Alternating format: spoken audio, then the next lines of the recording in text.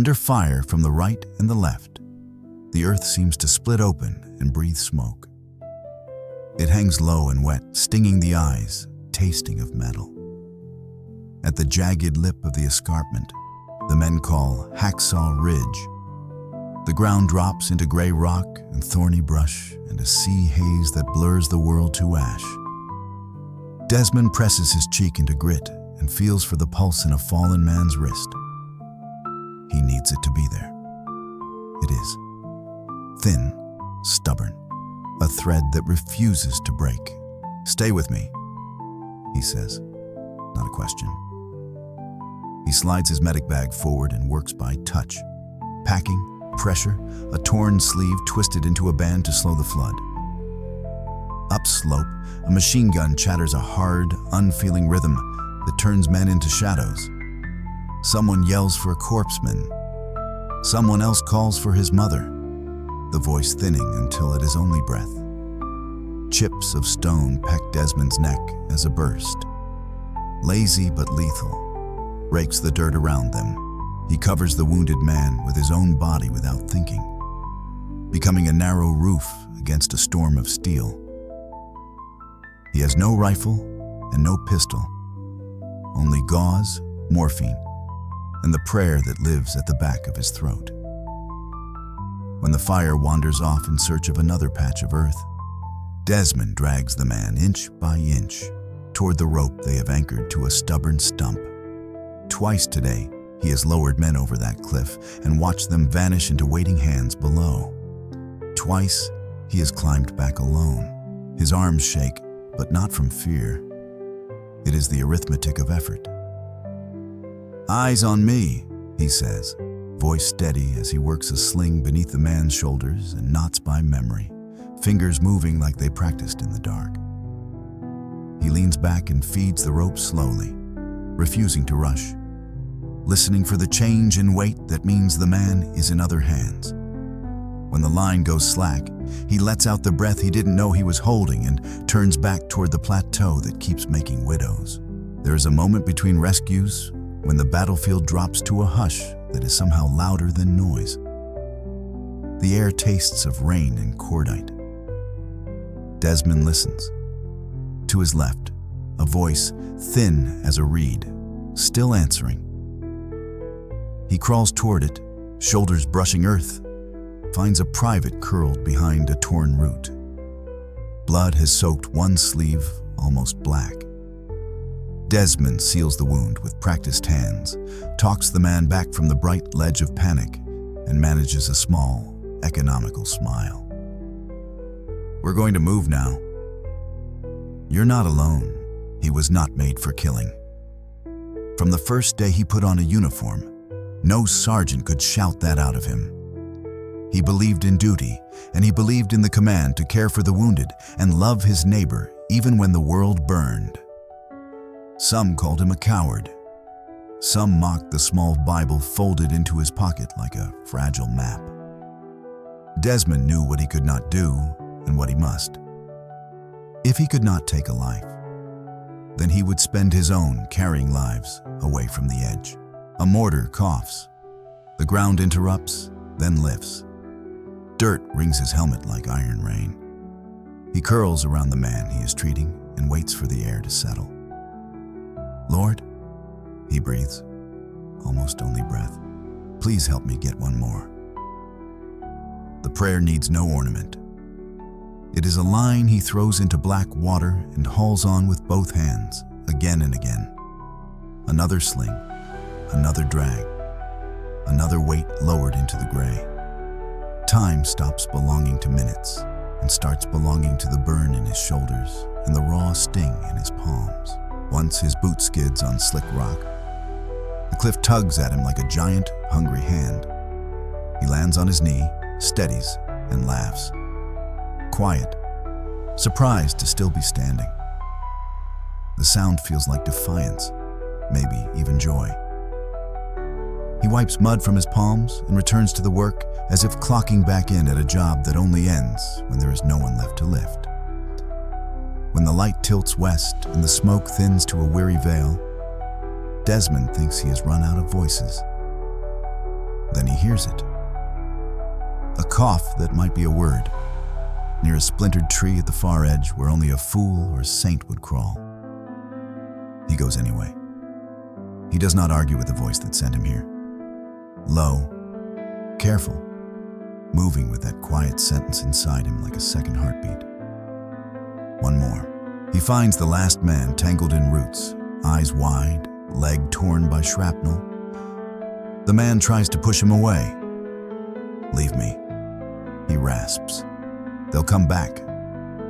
They already have, Desmond answers. And it is true in a way neither of them has time to explain. He lifts the man's head into the crook of his arm and binds the wound. The machine gun stutters again, closer now, impatient. Desmond does not hurry. He sets his feet, takes the rope, and looks once at a sky the color of wet steel. Hold tight, he says to the man. And to the quiet behind his ribs, he adds the same old plea, steady as breath. Please, just one more. The night does not fall gently on Okinawa. It crawls in with smoke and whispers, and the ridge becomes a silhouette of broken trees against a bruised sky. Desmond's uniform is stiff with mud and blood, most of it not his own. His hands, raw and trembling, can still tie a bandage in the dark by feel alone. Around him, the plateau is littered with shadows. Men who will not rise again, and men who still breathe, but only barely. He moves among them like a quiet lantern no one can see, guided by the stubborn insistence that no cry will go unanswered. He hears boots scraping behind him. For a heartbeat, he thinks another soldier has come back, but it is only the echo of his own weight shifting against stone. The others withdrew hours ago. Artillery forced them down the rope. He could have gone with them. He should have. Instead, he stayed, because leaving meant listening to the wounded die alone. He cannot bear the thought that someone's last sight would be only darkness and someone's last sound only the roar of guns. A groan drifts from near a crater. He crawls there, finds a sergeant barely conscious, leg twisted at a wrong angle, helmet cracked. Corpseman, the sergeant whispers, as if surprised someone answered. I'm here, Desmond replies, and his voice steadies both of them. He splints the leg, hisses when the man tenses in pain, and begins the slow haul toward the cliff. Inch by inch, he drags him through a carpet of shell casings. Bullets snap past, but Desmond is patient. When the sergeant's weight finally lowers over the edge, relief floods him. Not triumph, never triumph. Only a quiet thankfulness. Hours blur. Each rescue is the same and not the same. A private with shrapnel in his shoulder. A lieutenant burned by a blast. Another man coughing blood into his hand. Desmond gathers them, binds them, lowers them. He loses count. He never stops hearing the same line in his head. One more, one more, one more. It is prayer and rhythm and command. The muscles in his back scream. His knees are raw. Still he crawls on. Somewhere past midnight, silence settles like an ambush.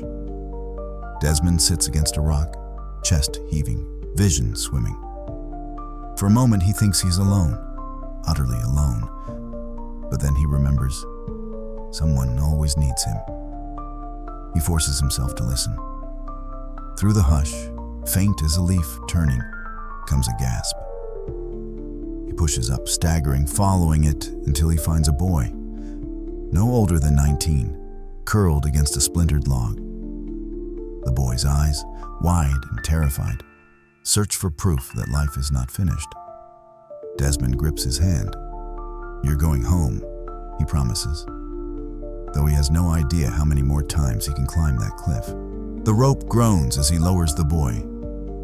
Desmond's arms shake so hard he fears they'll give out. But the line holds, and the boy vanishes into safety. Desmond sinks to his knees, forehead pressed into mud. He wants to rest, to stop, to let exhaustion fold him into nothing. But again the prayer rises. Lord, just one more. He cannot argue with it. He rises, shoulders screaming, and turns back into the dark. By dawn, the ridge is littered with the marks of his passage. Drag trails in the dirt, bloody rags discarded, footprints that crisscross between death and survival. Men below look up in disbelief. No rifle fired, no bayonet gleamed. Yet the medic who would not kill has carried dozens through fire. Rumors begin to circle even before he climbs down.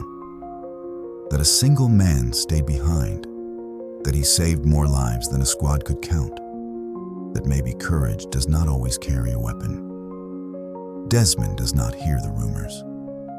He only hears another cry, faint and broken, as the sun edges over the ruined ridge.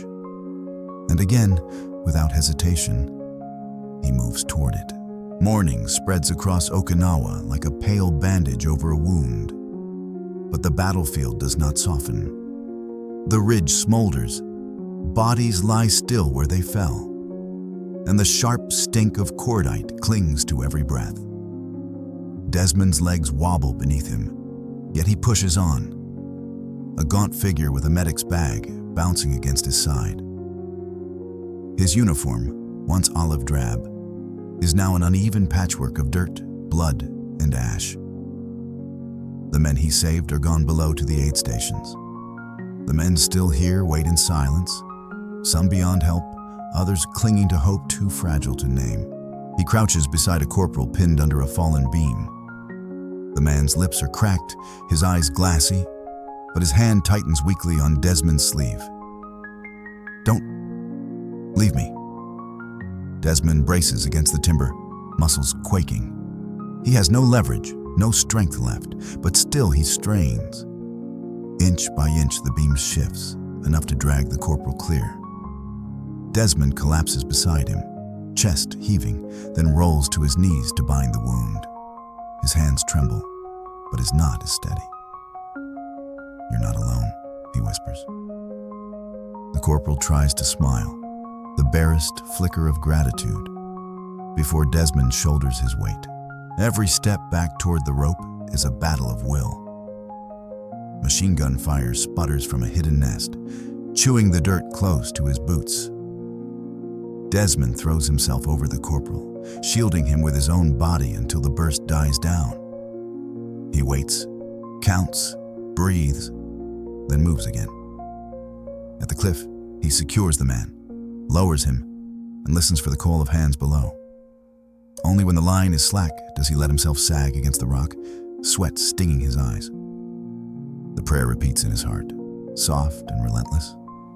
Just one more. The hours blur into a litany of rescues. At times he carries, at times he drags. At times he simply holds a dying man's hand so he will not pass alone. He forgets hunger, he forgets sleep. His world contracts to the rhythm of crawl, lift, bind, lower, pray. By now he has pulled more than 50 men from the ridge, though he does not count. Numbers mean nothing. Each face is everything. By midday, his body betrays him. He staggers, vision tunneling, knees giving way. He presses his forehead to the earth, tasting blood where his lips split. And for the first time, the thought edges in. I cannot go on. He almost believes it. Almost. Then he hears a faint cough, fragile as a candle flame. The sound lights him again.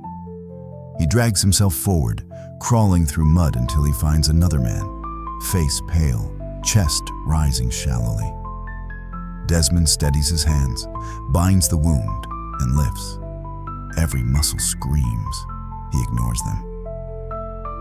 Lord, help me get him down, he mutters. And somehow, impossibly, he does. By the time evening draws its long shadows, Desmond has become a ghost moving through hell. His fellow soldiers waiting below watch man after man descend on the rope. They do not know how many.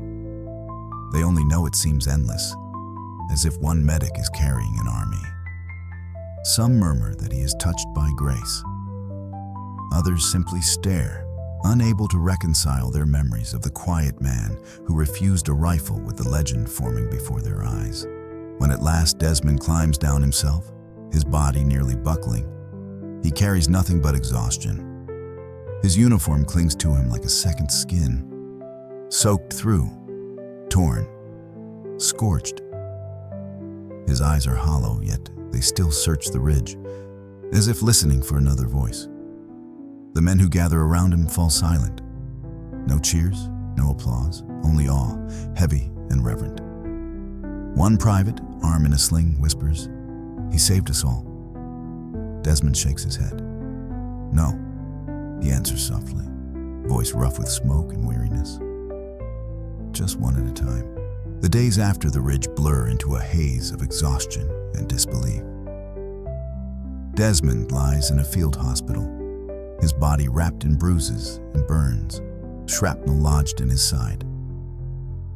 Every movement sends fire through his nerves, yet he apologizes to the nurse who tends him for taking up her time. News has already spread through the ranks. Men whisper about the medic who climbed through hell without a weapon, who prayed with every breath, who carried them out of the jaws of death. To Desmond, it feels unreal. He does not see himself as brave. He only knows he could not leave his brothers behind. Generals arrive, their boots heavy on the wooden floor, their voices hushed with respect. Some of these men had once doubted him, calling him reckless for refusing to bear arms. Now they stand by his cot, awkward in the presence of a man who had turned conviction into salvation. One officer clears his throat, muttering, "You did more than any rifle." Desmond only shakes his head. He doesn't crave medals or titles. His reward is the faces he remembers lowering by rope, the simple knowledge that they were given another sunrise. Time passes. He heals slowly, though the scars remain. When he is summoned to Washington, he feels unworthy, reluctant to stand in a place of honor. The White House looms above him, a symbol of a nation weary from war, but still proud of its sons. Soldiers and dignitaries line the room. Cameras flash. In the center, President Harry Truman waits with the small, gleaming star of the Medal of Honor cradled in his hand. Desmond stands straight in his uniform, its fabric pressed but worn, the weight of his service visible in the lines etched around his eyes. Truman steps forward, shaking his hand firmly. "I consider this a greater honor than being president," the president says, voice clear enough for every ear in the hall. The words settle over the room like a benediction. Desmond lowers his gaze, humility shaping every line of his face. He does not bask in the moment. He endures it, quietly grateful, quietly uneasy. The medal is heavy, but not as heavy as the nights he remembers on the ridge. Reporters clamor, pens scratching, yet Desmond answers simply, almost shyly. He talks not of himself, but of the men he saved, of the prayer that carried him, of the belief that no life is expendable. His accent is soft, his words plain, but they strike deeper than polished speeches.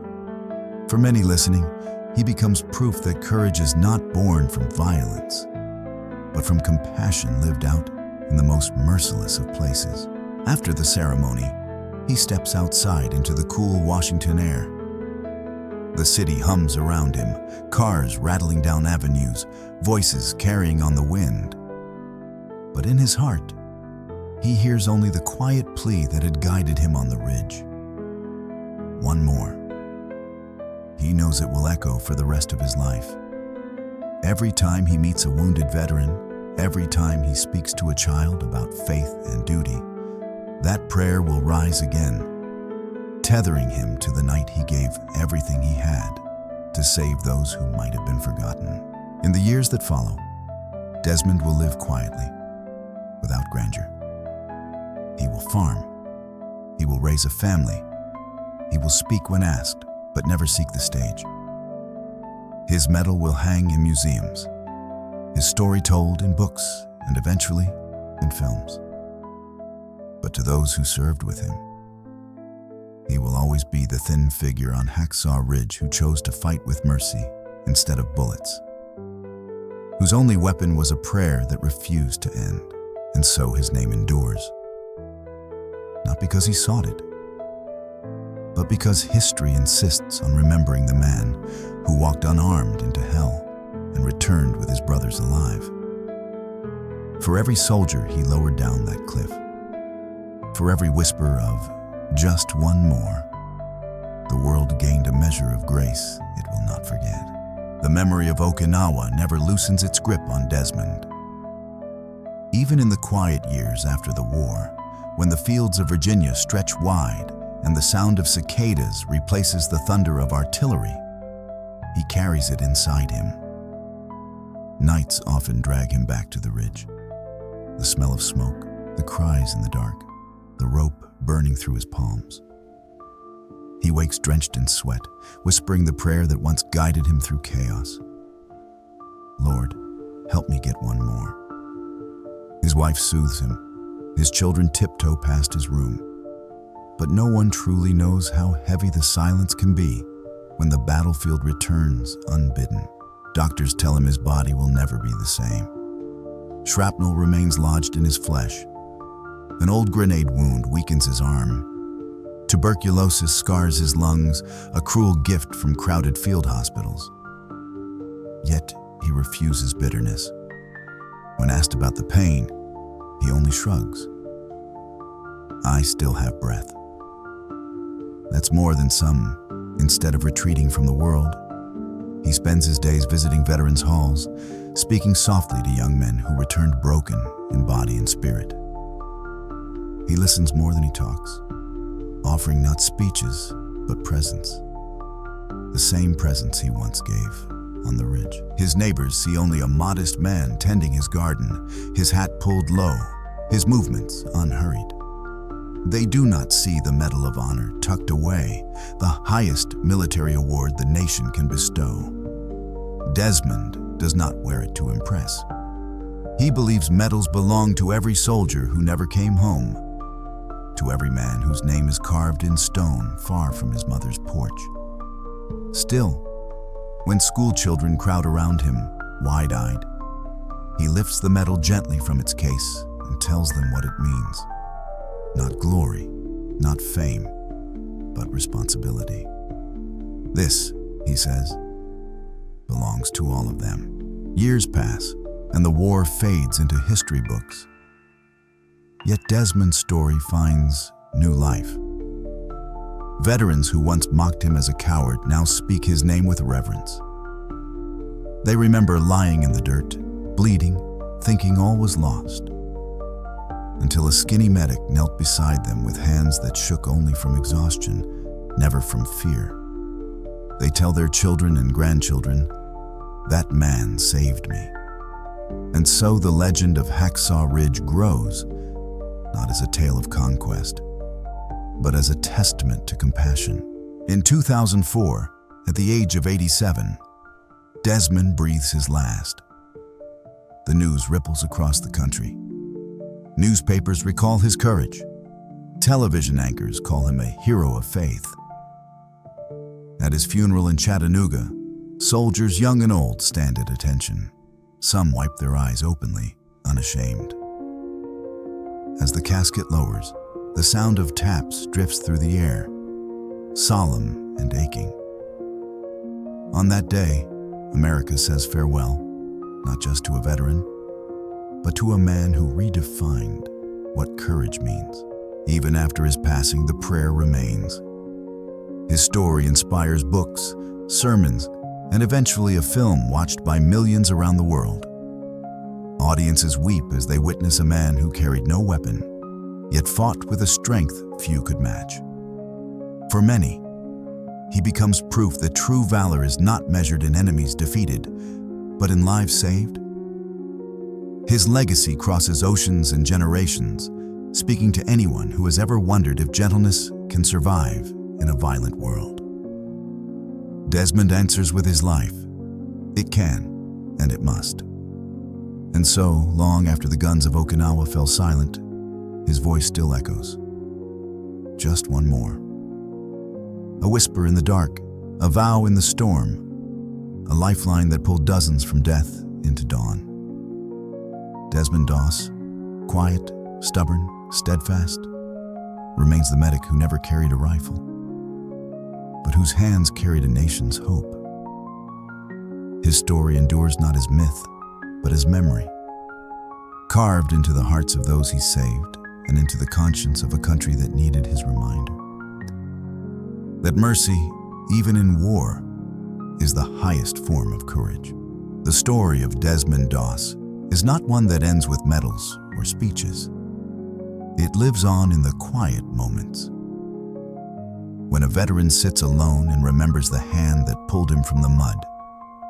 When a child learns that courage can wear the face of kindness. When faith stands firm against the roar of the world. Hacksaw Ridge is now a scar of earth, its stones weathered by rain and time. But for those who know what happened there, it is sacred ground. The echoes of gunfire have faded, yet the echo of one man's prayer, "Lord, help me get one more," still clings to the wind. Historians write about battles in terms of divisions, artillery, strategy. But Desmond's war was measured in heartbeats, each one a fragile thread he refused to let snap. 50, 70, 100 men. Accounts differ. Numbers will always fail. What remains certain is that countless families received their sons back because one man would not abandon them. Their children and grandchildren walk the earth today because Desmond chose compassion over comfort, conviction over compromise. His legacy is not stored in museums. It walks in living generations. Visitors to the National Medal of Honor Heritage Center stop before his display. They see the uniform, the photographs, the gleaming medal. They read words carved on plaques: bravery, sacrifice, faith. Yet those words cannot fully capture the weary smile of the medic who dragged men through gunfire, or the humility with which he bowed his head while the president praised him. The truth of Desmond Doss is larger than history books and brighter than medals. It is the truth that even in humanity's darkest valleys, light can rise from a single soul who refuses to hate. For America, his life became a reminder that heroism does not always march with rifles or roar with triumph. Sometimes it kneels beside the wounded, whispers reassurance, and carries them when they cannot walk. In an age when violence often shouts the loudest, Desmond's silence was stronger. His refusal to kill was not weakness, but a deeper kind of strength.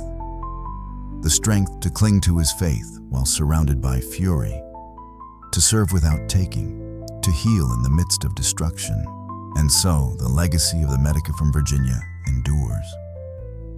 On screen, in classrooms, in the hearts of those who seek courage beyond the battlefield, his story is retold. But more than anything, it remains in the quiet plea that shaped his every step. Just one more. That prayer is no longer his alone. It belongs to all who choose mercy when hatred is easier, who choose love when fear tempts them otherwise. When the world remembers Desmond Doss, it remembers not a saint carved in stone, but a man, thin, steadfast, often afraid, who answered the cries of his brothers with his hands, his back, his breath, and his faith. And in doing so, he proved that even amid war, compassion can be the sharpest weapon and the surest shield. His life closes, but his lesson remains. The measure of a man is not what he destroys, but what he saves. And sometimes, the greatest victories are won not with fire, but with grace.